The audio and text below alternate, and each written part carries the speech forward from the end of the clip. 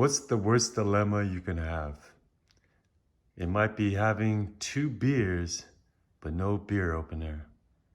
And say you don't have any other tools that can help you at that point. Well, what can you do? Do you just give up on drinking your beer? No, never. No, never. See, there's always an opportunity if you look for it. In this case, what I see is not 2 beers. I see 1 beer and 1 beer opener. And so today I'm going to show you how to make this vision come true so that you can enjoy your beer even though you don't have a way to open it. And it's not a twist off. If you don't have a beer opener, you can use another beer bottle to help you open the other beer. And I'm going to show you how. All right, it works with leverage.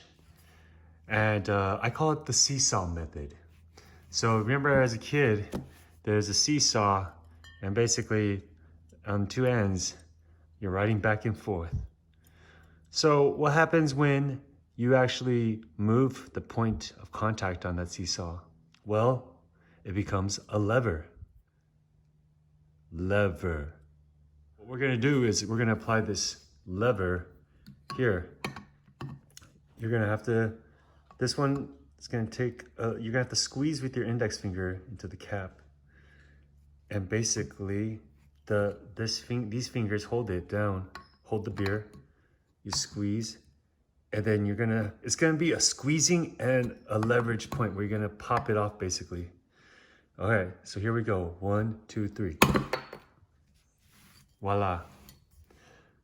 Now you have a beer and a beer opener. The question remains, how do you open this beer?